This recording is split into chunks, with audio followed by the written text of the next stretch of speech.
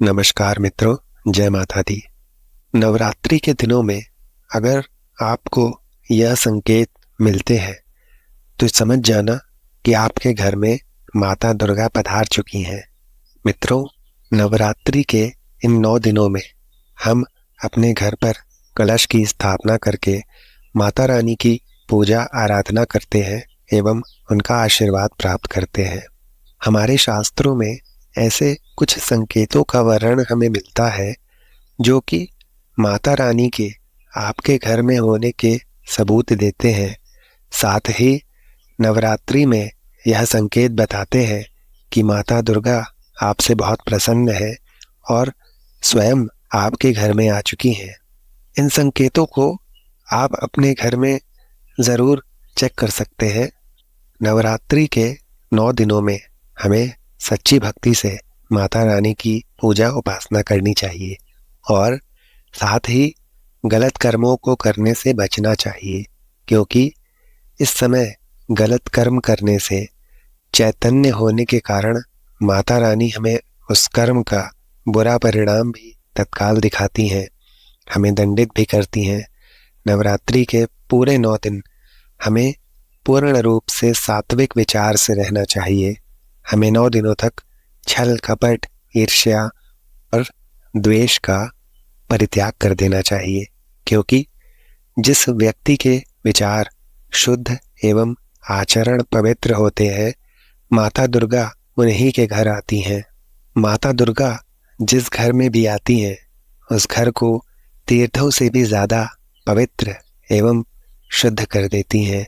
वहाँ रहने वाले सभी लोगों की बुद्धि भक्तिमय हो जाती है और उनका घर एकदम शांत रहता है, आनंदमय लगने लगता है।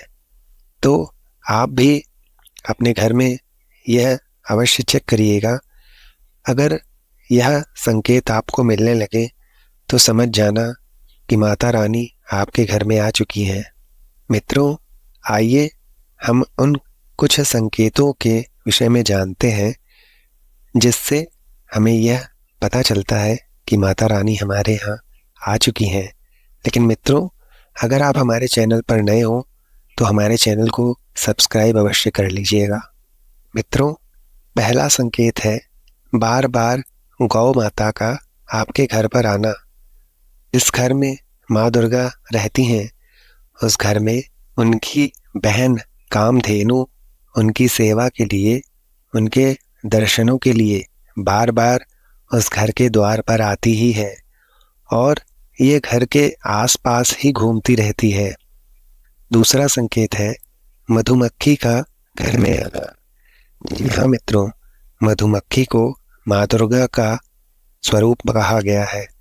जिस घर में नवरात्रि में मधुमक्खी आती है तो समझ जाना उस घर में माता रानी आ चुकी है, क्योंकि जो मधुमक्खी है यह माँ दुर्गा का ही स्वरूप कही गई है और ये अपने पूर्ण स्वरूप के दर्शन के लिए अर्थात नवदुर्गा के दर्शन के लिए सेविका बन करके आती है। तो समझ जाना आपके घर में माँ दुर्गा आ चुकी है। तीसरा संकेत है घर में दीपक की ज्योत का तीव्र गति में जलना।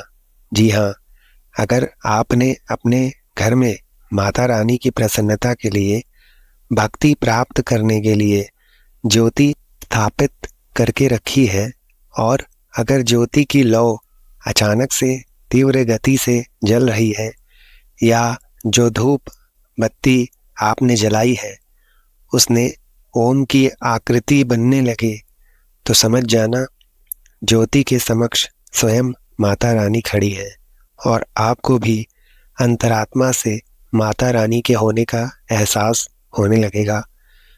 इन संकेतों से भी पता कर सकते हैं कि माता रानी आपके घर में आ चुकी है।